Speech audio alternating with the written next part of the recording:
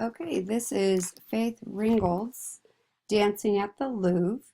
And Faith Ringgold is an African American artist who was very much concerned with not just feminist issues, but also with issues related to the African American female experience. She is going to be a quilter, just like her mother was before her, and she's going to incorporate that idea of quilting and story quilting technique into her pieces. So this piece, Dancing at the Louvre, it is acrylic on canvas, and the outside is like a fabric border of a quilt, but the interior part of the piece is made out of acrylic on canvas. So she uses the story quilting technique.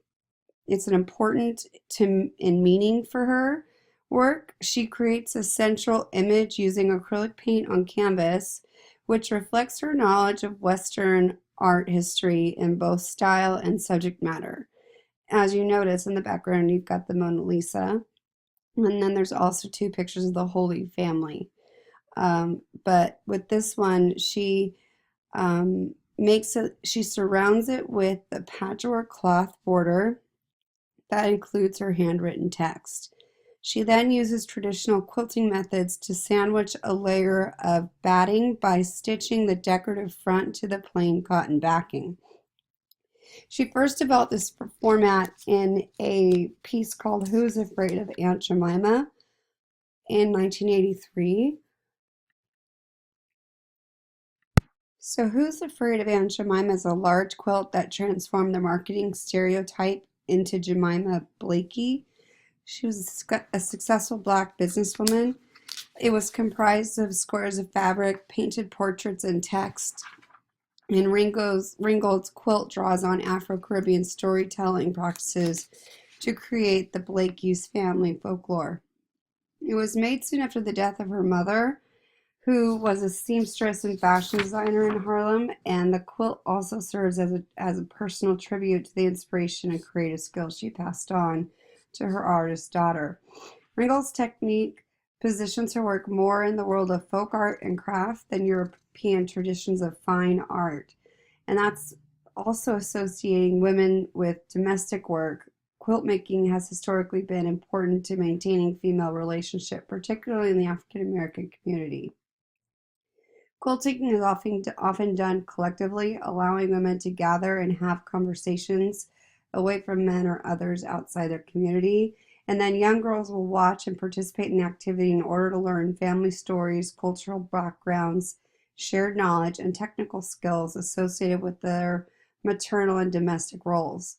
Although quilts are common in a number of cultures, Ringgold's African American heritage recalls their historical one, especially within the Underground Railroad that used them to communicate codes and hidden messages that remain unrecognized by outsiders to the community. Now, this is typical of a lot of postmodern art. Ringgold's work appropriates recognizable imagery and alternative artistic practices to offer critical cultural commentary. She challenges us to consider expectations of gender and race, as well as traditional expectations of values of what art might be. Through image and text, Ringgold rewrites history to make it a place for women like herself and its historical development. She was trained to copy European masters while in college, which is typical, but it reflects the significance Western art had and the lack of diversity within the art world. So here Ringgold is obviously appropriating Da Vinci in this piece that shows she can paint like the old masters, but she also chooses to depict women and children, and specifically African American women and children. The women depicted in this painting is capable of anything, and that is the concept that Ringgold was not familiar with when she started her career as an artist.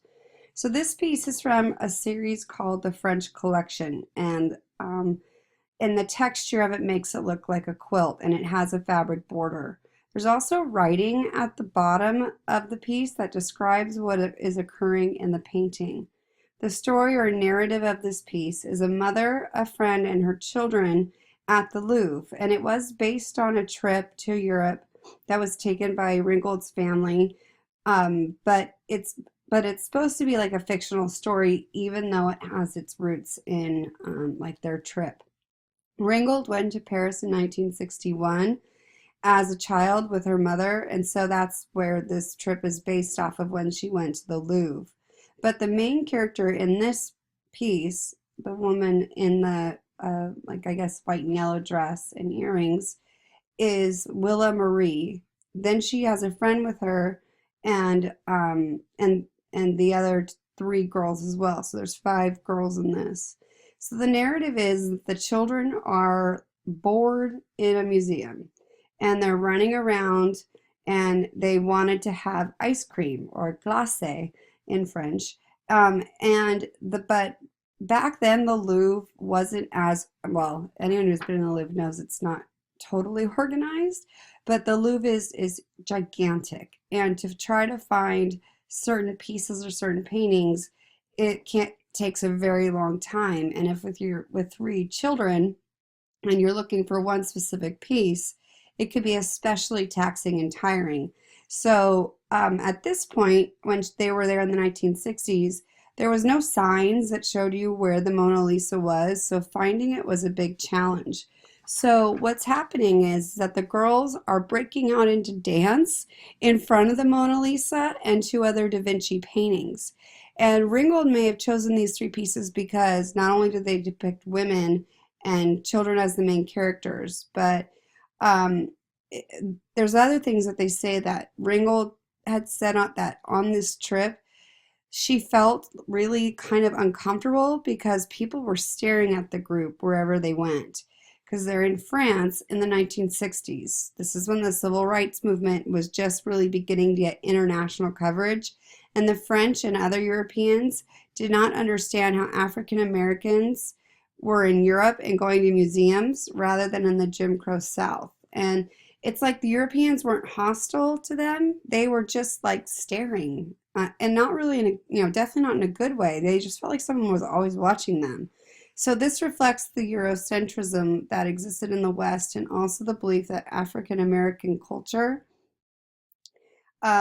was like, made them feel inferior.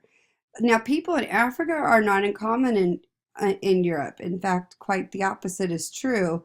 But it's definitely more multicultural today than it was in the 60s. It's also reflective of the difference between what people from African continent knew versus what the Europeans knew about African Americans. Remember, people from Africa don't refer to themselves as African, but by culture, region, or nationality. And so for them, there's this curiosity that they have about the legacy of slavery in the United States. And the French collection signals this belief that African art in general and African art does not have the same standing and authority that Western art has. So they don't, not only does African art not have the same standing, but African American art is even more lower than Western traditions. Another aspect of this piece is the fact that the girls are dancing in a museum, and that's not necessarily what you're supposed to do in museums. I mean, for those of us who've been to them and got too close to a painting, or you're supposed to be quiet in a museum. And so for the fact that these girls are dancing and like are completely so happy that they finally found the Mona Lisa, it really made them even more of a spectacle. But the girls don't necessarily notice the staring, because for them it was like they kept waiting to go have ice cream when they finally found the Mona Lisa. And so now that they found them, they are just happy to be done so that they can go and have ice cream. So the mother and the friend are embarrassed, but the children don't know that. They just know that now it's time to have glacé. So Faith Ringgold is still working today. She's still producing feminist pieces, but she also does political pieces as well. The piece in my classroom of the American flag, it's about all these different freedom of speech cases that have gone before the Supreme Court is written all over the flag. So this is just one piece of Faith Ringgold's, but she's been active in the art world since the late 70s, early 80s.